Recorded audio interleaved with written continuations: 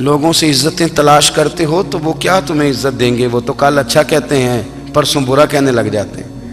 لوگوں کے سامنے گڈ بک میں آنا چاہو گے تو وہ تو سویرے تمہارے بارے میں کچھ کہیں گے، شام کچھ اور کہیں گے۔ اپنی روحانی زندگی آباد کریں، اپنے مسلح کو وقت دیں، اور دنیا سے چھپ کر اس موبائل کو بند کر کے اور اپنے آپ سے بھی چھپ کے اور تنہا ہو کے چھپا کے سارا کچھ اپنے آنسو اپنے رب کی بارگاہ میں پیش کریں، اس کے حضور حاضری دیں۔ سنو نا ترمذی کی حدیث، اور اسے یاد رکھنا، نبی پاک علیہ السلام نے فرمایا اپنے دکھ لوگوں کے سامنے نہ بیان کرنا، سیٹھوں نوابوں کو نہ بتاتے پھرنا، دنیا داروں کے سامنے جا کے نہ رونا کہ میں تکلیف میں ہوں۔ فرمایا اگر دنیا داروں کو دکھ بتاؤ گے رب تمہیں کبھی غنی نہیں کرے گا۔ اور لوگ ہیں کہ الٹا مذاق اڑائیں گے آپ کی، جس سے بڑی پکی یاری ہے نا، پکی، وہ تب تک پکی ہے جب تک آپ نے 50,000 مانگا نہیں، اور جس وقت آپ نے کہہ دیا کہ میں مجبور ہوں میری مدد کر، تو پھر ختم ہو گئی دوستی۔ لوگوں کی تعلقات آپ کے ساتھ تب تک ہیں جب تک آپ ان سے کوئی ضرورت وابستہ نہیں کرتے۔ کریم محبوب فرمانے لگے بندوں کے سامنے دکھ نہ بیان کرنا، اللہ تجھے کبھی غنی نہیں کرے گا۔ تو اپنے دکھ اپنے رب کو بتا، تو دعائیں مانگ، تو اس کی بارگاہ میں حاضر ہو، تو اس کے حضور عرض کر۔ فرمایا اپنے دکھ اپنے رب کو بتا، وہ جلدی کرے یا دیر سے کرے تجھے ساری دنیا سے بے نیاز کر دے گا، تجھے کسی کا محتاج نہیں رہنے دے گا۔ اپنے مسلح کو، اپنی دعاؤں، ایک بزرگ فرماتے ہیں میں نے دعا مانگنے کا طریقہ اپنی بیوی سے سیکھا، دعا مانگنے کا طریقہ اپنی، سیکھنے والے تو اپنے بچوں سے بھی سیکھ لیتے ہیں، سیکھنے والے تو ہر ایک سے سیکھتے ہیں۔ وہ کہتے ہیں میں نے دعا مانگنے کا سلیقہ اپنی بیوی سے سیکھا ہے۔ حضرت وہ کس طرح؟ فرمانے لگے میری بیوی نے نا مجھے کوئی کام بتایا، کچھ پیسوں کی ضرورت کے لیے کہا، تو میں نے اسے کہا کہ بھئی ابھی میرے پاس نہیں ہے، کچھ دنوں میں آتے ہیں تو میں دے دوں گا۔ عورتوں کی عادت ہوتی ہے وہ بار بار یاد کراتی ہیں، 2-4 دنوں کے بعد پھر اس نے کہا حضرت وہ میں نے کہا تھا کچھ پیسے، میں نے اسے کہا کہ ابھی میرے پاس نہیں ہے، کچھ دنوں میں ملتے ہیں تو میں تمہیں دے دوں گا۔ اس نے کچھ دنوں کے بعد پھر کہا حضور وہ میں نے کچھ پیسے کہے تھے۔ فرماتے میں نے ڈانٹ دیا، میں نے کہا کہ کیا تو روز مجھے شرمندہ کرتی ہے، کہا نا میرے پاس نہیں ہے، ہوں گے تو دے دوں گا، تو روز یاد کراتی ہے۔ فرماتے ہیں اس نے پہلے تو میری ڈانٹ کو سہا، پھر میرے سخت جملوں نے اس کی آنکھوں میں آنسو پیدا کر دیے، پھر اس نے اپنے آنچل میں اپنے اس دکھ کو سمیٹا، اور پھر اس نے ایک جملہ کہا تو میں رو پڑا، اور مجھے اپنے رب سے مانگنے کا طریقہ آ گیا۔ مجھے کہنے لگی حضرت جی آپ نے ڈانٹ دیا میں نے سہ لیا، پر آپ ہی میرے شوہر ہیں، بتائیں نا آپ سے نہ کہوں تو میں کس سے جا کے کہوں۔ فرماتے ہیں میں رو پڑا، اور میں کھل کے رویا، اور میں تڑپ کے رویا، اور پھر میری سسکیاں بند گئیں۔ تو مجھے کہنے لگی آپ کو کیا ہوا؟ میں نے کہا مجھے بھی دعا مانگنی آ گئی ہے، جب میں اسے کہوں گا نا اللہ تو ہی میرا رب ہے، میں تجھ سے نہ کہوں تو میں کس سے جا کے کہوں؟ میں کیوں کسی بندے سے سوال کروں؟ میں کیوں کسی دنیا دار سے کہوں؟ میں تیرے بندوں کا، نیک بندوں کا وسیلہ لے کے، تیرے محبوب کی غلامی لے کے تیری بارگاہ میں آیا، تجھ سے نہ مانگوں تو کس سے مانگوں؟ سمجھ آ گئی ہے؟ جب میں اس رنگ میں مانگوں گا تو پھر رب میرے اوپر بڑا ہی فضل فرمائے گا، وہ میرے اوپر بڑی رحمت کرے گا، وہ میرے لیے آسانیاں کرے گا۔ عزیز دوستو، ہم اس طرح کرنے لگ گئے ہیں کہ ہم نے نا اپنے تعلقات پر اعتماد کرنا شروع کر دیا ہے۔ میرے تعلقات بہت ہیں، ہم نے اپنی دولت پر اعتماد کرنا شروع کر دیا ہے، میرے پاس دولت بہت ہے۔ ہم نے اپنے علم پر، اپنی شہرت پر اعتماد کرنا شروع کر دیا ہے کہ میرے پاس فلاں چیز بہت ہے۔ یاد رکھنا جب بے نیاز اپنی صفت بے نیازی دکھاتا ہے تو بڑی بڑی دولتوں والے مجبور نظر آتے ہیں۔ بھائیو جب انسان کا رشتہ اپنے مالک کے ساتھ ہوتا ہے پھر تو غم بھی کچھ نہیں کہتے، پریشانیاں بھی کچھ نہیں کہتی، پھر تو زندگی صبر والی، پھر تو زندگی توکل والی، پھر تو زندگی بھروسے والی، پھر انسان اپنے آپ کو رسوا نہیں کرتا، دنیا داروں سے امیدیں اس کی ختم ہو جاتی، امیدیں اللہ رسول سے لگا لیتا ہے، مضبوط ہو جاتا ہے، مضبوط، طاقتور ہو جاتا ہے، خوددار ہو جاتا ہے، باوقار باعزت ہو جاتا ہے۔ حضرت بہلول دانا رحمت اللہ علیہ بیٹھے تھے تو ہارون رشید حج کر کے آ رہا تھا، تو رستے میں حضرت شیخ سے ملاقات ہو گئی تو السلام علیکم کے بعد کہنے لگا حضور کوئی حکم ہو تو بتائیے گا. تو حضرت بہلول دانا فرمانے لگے تیرا رب کون ہے؟ اس نے کہا اللہ. تو فرمایا میرا کون ہے؟ کہا اللہ. فرمانے لگے تو بڑا ہی بیوقوف ہے، کیا تو یہ سمجھتا ہے کہ رب ہارون رشید کو تو دے گا اور بہلول دانا کو بھول جائے گا؟ تیرا بھی وہی رب ہے، میرا بھی وہی رب ہے. اس نے اگر تجھے دے کے آزمایا ہے تو ہو سکتا ہے مجھے نہ دے کے آزما رہا ہو. جب اس کی حکمت کے تقاضے ہوں گے تو عطا کرے گا اور دے گا. تو جا اپنا کام کر. بھائی اپنی روحانی زندگی، اپنی عبادات، اپنے وظائف، اپنے روزمرہ کے معاملات، اپنی دعائیں، اپنا استغفار. دیکھو کوئی مشکل کام تو نہیں 2 رکوع ہیں سورہ واقعہ کہ اگر رات کو پڑھ لی جائے تو. میں کس طرح یہ بات بیان کروں کہ تعویذ بانٹنا آسان ہے اور وظیفہ بتانا مشکل ہے. سارا دن تعویذ بانٹیں تو لوگ لینے کو تیار ہیں، اور اگر آپ وظیفہ بتائیں تو کہتے ہیں تو مشکل کام ہے. او خدا کے بندے، اگر آپ کا تعلق قرآن پاک کے ساتھ مضبوط ہو، قرآن پاک کے ساتھ اگر آپ کا رشتہ ہو، لوگ سفارشیں ڈھونڈتے ہیں نا دنیا میں، کوئی تعلق مل جائے تو میرا کام ہو جائے. دنیا میں اتنا مشکل معاملہ ہے، آخرت میں مجھے بتائیے گا کتنا مشکل معاملہ ہوگا. میرے نبی پاک صلی اللہ تعالی علیہ وسلم نے فرمایا جو لوگ سورہ ملک پڑھا کرتے تھے نا، سورہ ملک، یہ سورت ملک قیامت میں ان کی سفارش کرے گی، اور اس طرح کرے گی کہ کہے گی اے اللہ یہاں اس بندے کو جنت میں داخل کر دے یا مجھے قرآن پاک سے علیحدہ کر دے. تو رب فرمائے گا جا اس کا دامن تھام کے اسے جنت تک پہنچایا. آپ بات کو سمجھیں، جب آپ کے تعلقات اپنے معاملات کے ساتھ مضبوط ہوں گے، یہ نبی کریم نے وعدہ کیا ہے کہ تو سورت واقعہ پڑھ تیرے گھر میں فاقہ نہیں آئے گا. حضرت عبداللہ ابن مسعود رضی اللہ تعالیٰ عنہ بیمار تھے تو حضرت عثمان غنی رضی اللہ تعالیٰ عنہ تیمارداری کے لیے تشریف لے گئے اور جا کر کے کہا کہ آپ بڑے بیمار ہیں، آپ کی بیٹیاں زیادہ ہیں، میں چاہتا ہوں کہ خزانے میں سے کچھ مدد کروں. تو سیدنا عبداللہ ابن مسعود رضی اللہ تعالیٰ عنہ اٹھ کے بیٹھ گئے اور کہنے لگے امیر المومنین، اللہ آپ کو میری طرف سے، میری بیٹیوں کی طرف سے بہتر صلہ دے. میری بیٹیوں کو کسی خزانے کی ضرورت نہیں، میں نے انہیں خزانہ دے دیا ہے. کہا جناب آپ نے کون سا خزانہ دیا ہے، میں آپ کے مالی معاملات کو جانتا ہوں. تو فرمانے لگے امیر المومنین، میرے نبی کریم نے فرمایا ہے جو سورت واقعہ پڑھے اسے کبھی فاقہ نہیں آتا. میں نے بیٹیوں کو یاد کرا دی ہے، یہ خزانہ میں نے انہیں دے دیا ہے. وہ سارے والدین سنیں جو بیٹیوں کے لیے پریشان رہتے. حضرت عبداللہ ابن مسعود نصیحت کر رہے ہیں، فرمانے لگے میں نے سورت واقعہ یاد بھی کرا دی ہے، پڑھنے کی عادت بھی ڈال دی ہے. حضور نے فرمایا ہے جو سورت واقعہ پڑھے اسے فاقہ نہیں آتا. کہنے لگے چاند تو اپنی جگہ چھوڑ سکتا ہے، سورج گر سکتا ہے، تارے ٹوٹ سکتے ہیں، پر مدینے والے رسول کی بات غلط نہیں ہو سکتی. حضور نے فرمایا فاقہ نہیں آئے گا تو انشاءاللہ کبھی بھی نہیں آئے گا. کرنے کا کام یہ ہے کہ ہم اپنے معاملات، اپنی عبادات، اپنی دعائیں، کبھی 10 منٹ عادت ہو جائے نا دعا مانگنے کی علیحدہ سے رات کو. حضور نے فرمایا جو فرض نماز کے بعد دعا مانگے اللہ اس کی قبول کر لیتا ہے. نبی پاک صلی اللہ تعالی علیہ وسلم نے فرمایا اللہ مسافر کی دعا قبول فرماتا ہے. حضور نے فرمایا اللہ مظلوم کی دعا قبول فرماتا ہے. حضور نے فرمایا بیمار سے دعا کراؤ اللہ اس کی دعا قبول فرماتا ہے. میرے نبی پاک نے فرمایا ماں باپ جب بھی اولاد کے لیے ہاتھ اٹھائیں، ویسے تے بلے شاہ تو آسمانی اڈ دیا ہی پھڑ دیں، جڑا گھر بیٹھا انہوں بڑھیا ہی نہیں. حضور فرمانے لگے ماں باپ جب بھی اولاد کے لیے دعا فرمائیں اللہ ان کی دعا کو قبول کرتا ہے. آپ اپنا تعلق بنائیں دعا کے ساتھ، عبادت کے ساتھ، مصلی کے ساتھ رشتہ بنائیں، استغفار پڑھیں. صلاح الدین ایوبی صلیبی جنگوں میں تھے، رات کو مسجد اقصیٰ میں نماز پڑھی تو پریشان تھے. ایک بزرگ سے ملاقات ہوئی تو وہ کہنے لگے کہ آپ بڑے پریشان ہیں. کہنے لگے حضور پریشان اس لیے ہوں کہ پہلے ہی مسلمان کمزور ہے، اب میں نے سنا ہے دشمن کا ایک بحری بیڑا وہ جنگی سامان سے بھرا ہوا آ رہا ہے، تو اب ان کے پاس اور تلواریں اور نیزے آ جائیں گے، مسلمانوں کے پاس پہلے ہی وسائل کی کمی ہے، پریشان ہو کس طرح کر کے مقابلہ کریں گے. یہ بات کہتے ہی صلاح الدین ایوبی نے بزرگوں سے کہا حضور آپ بھی دعا کرنا، دعا کی بڑی طاقت ہے. میرے نبی پاک نے فرمایا دعا مومن کا ہتھیار ہے، دعا مومن کا، دعا مومن کا۔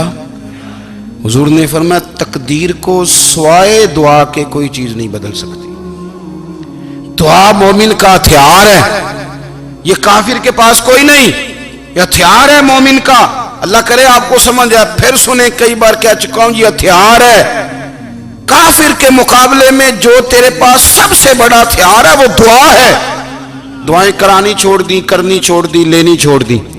حضرت سیدنا انس بن مالک رضی اللہ تعالیٰ عنہ فرمایا کرتے تھے، میں نے وہ رنگ دیکھا ہے جب حضور دعا مانگتے تھے اور حضور کی مقدس آنکھوں میں آنسو بھی ساتھ ہی بہا کرتے تھے، میں نے وہ انداز دیکھا ہے۔ تو صلاح الدین ایوبی بزرگ سے کہنے لگے آپ بھی دعا کیجیے، اور خود رونے لگے اور سر سجدے میں رکھ کے رونے لگے، اور عشاء سے لے کر فجر تک روئے، خوب روئے۔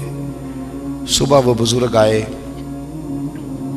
تو صلاح الدین ایوبی کا خوبصورت اور ہنستا ہوا چہرہ دیکھا، کہنے لگے آپ بڑے خوش ہیں، رات تو میں نے بڑے روتے ہوئے دیکھا تھا۔ تو کہنے لگے حضور وہ جو بحری بیڑا آ رہا تھا نا وہ پانی میں ڈوب گیا ہے، اب وہ نہیں آ رہا، ابھی خبر آئی ہے تو میں بڑا خوش ہوں۔ بزرگ کہنے لگے اٹھ سینے سے لگ اور سن ایک بات، وہ بحری بیڑا پانی میں نہیں ڈوبا، وہ تیرے آنسوؤں میں ڈوب گیا ہے۔ وہ جو تو رات رویا ہے نا رب کریم کی بارگاہ میں تو وہ ڈوب گیا ہے۔ حضرت عائشہ صدیقہ رضی اللہ تعالیٰ عنہ فرماتی ہیں ایک عورت تھی اور اسے نبی پاک صلی اللہ تعالیٰ علیہ وسلم نے نا وہ کلمہ پڑھ کے مسلمان ہوئی، مدینہ طیبہ آ گئی تو حضور نے مسجد نبوی شریف میں اس کے لیے مکان، ایک سادہ سا کمرہ ساتھ مسجد کے بنوا دیا، وہیں رہنے لگی۔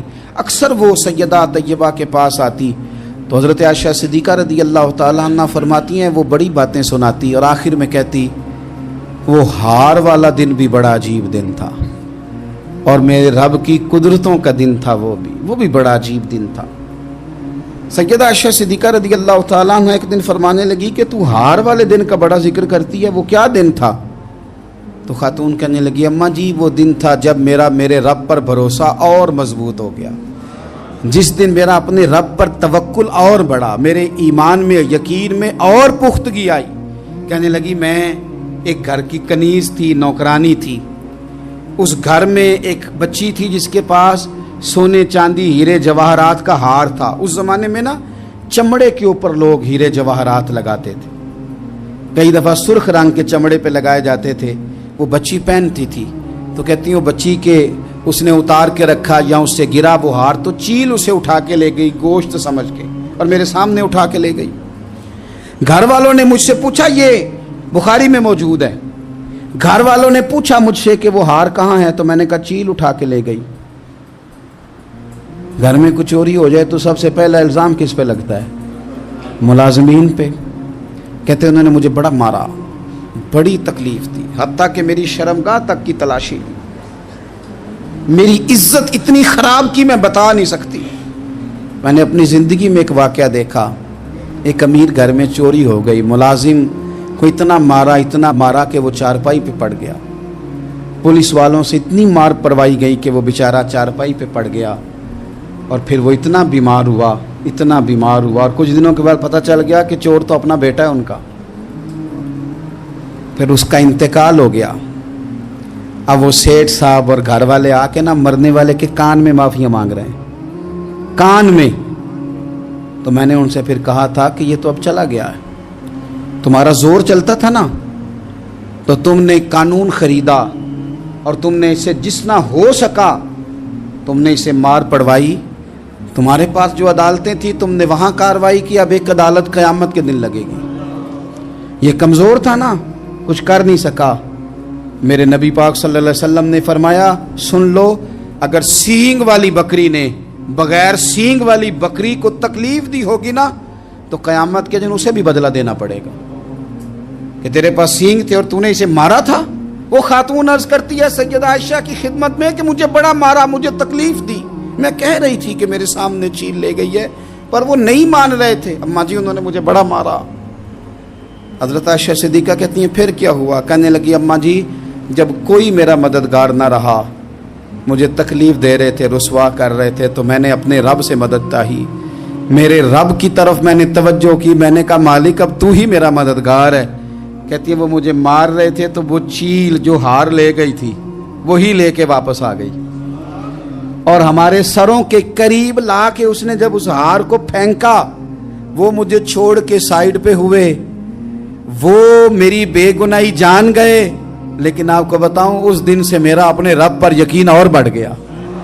मुझे समझ आ गई कि जब इंसान पूरा टूट जाता है और जब कोई चारों जानिब उसका मददगार नहीं होता, तो रब तो होता है ना, अल्लाह तो उसका मददगार होता है ना, वो तो फिर अपने उस बंदे की मदद करता है ना, फिर वो तो तवानाई देता है ना, वो तन्हा नहीं छोड़ता, वो तो आंसुओं वालों के आंसुओं पे बड़ा करम फरमाता है, वो तो कसम पुरसी में आ जाता है, उसकी रहमत बढ़ के इस्तकबाल कर लेती।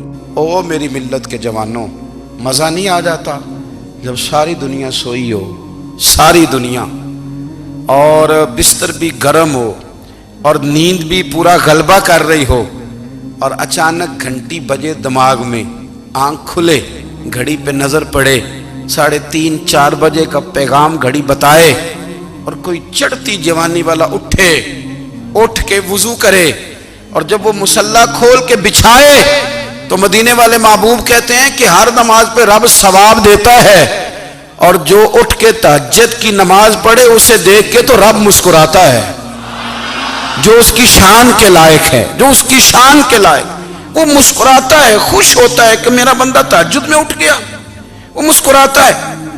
काश हमारी सुबहें कभी अपने मालिक के नाम हो जाएं, काश के सुबह। हजरत अबुल हसन रहमतुल्लाह ताला अलैह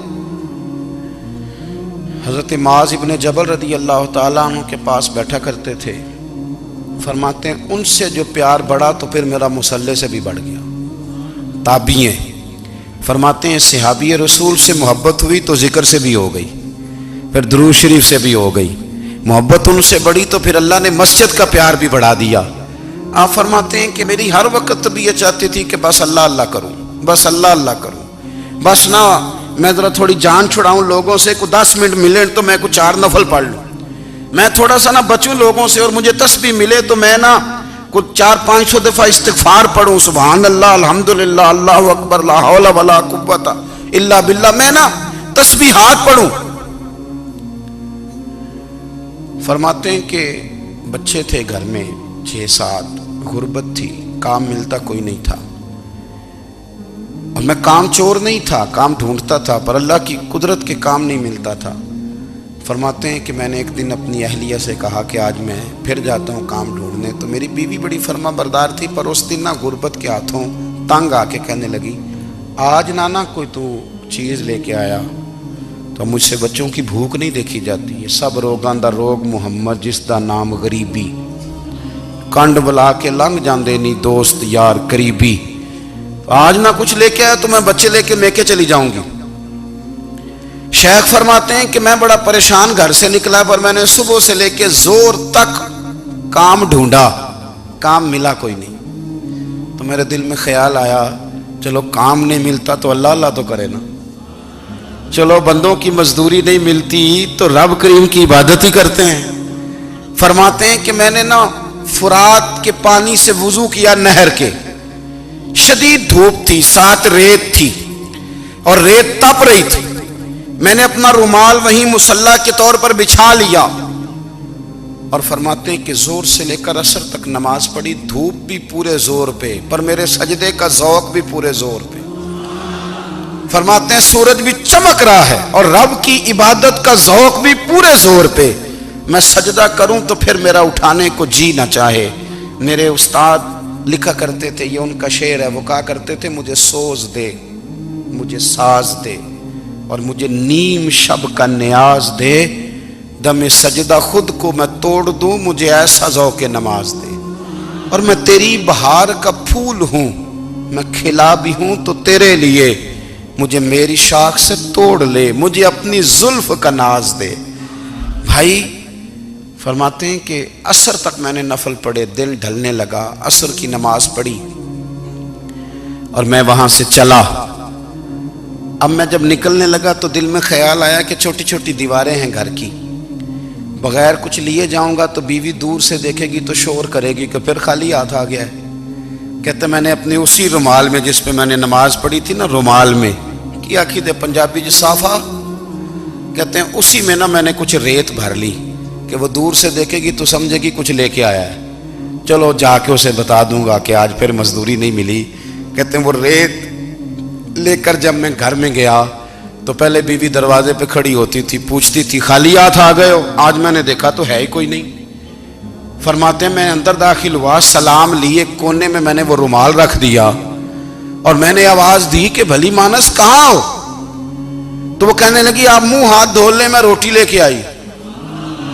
میں نے کہا روٹی کہاں سے آ گئی؟ یہاں تو کئی دنوں کے فاقے، تو کئی دنوں کی غربت ہے، یہاں تو اس گھر میں تو فقیری ہے۔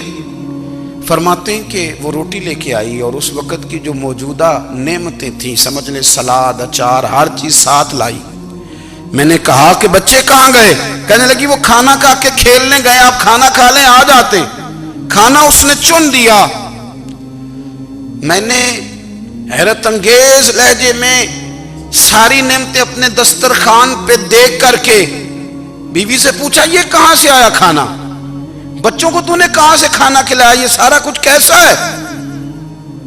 تو کہنے لگی پتہ نہیں آج آپ کس کریم کی مزدوری کرنے چلے گئے تھے، پتہ نہیں کس کریم کی، میرے گھر میں تو اتنی نعمتیں آئی ہیں کہ مجھ سے سنبھالی نہیں جا رہی، اتنا اناج ہے، اتنا گندم ہے، کس کریم کے دروازے آج چلے گئے تھے؟ یہ کہتے کہتے وہ اٹھی اور اٹھ کر کے کہنے لگی پہلے بڑا کچھ آیا تھا، اب کیا لے آئے ہو؟ اور جا کر کے نا اس نے وہ ریت والا رومال کھولا، کہنے لگے میں تو لے کے آیا تھا ریت، تو میرے رب نے اسے بھی سونے اور ہیرے بنا دیا تھا۔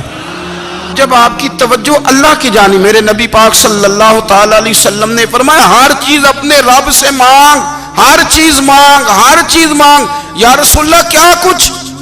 میرے محبوب نے فرمایا تیرے گھر میں نمک بھی ختم ہو جائے تو وہ بھی اپنے رب سے مانگا کر، تو مانگنا وہ تجھے دے گا، تو اس کی بارگاہ میں کشکول طلب دراز تو کرنا۔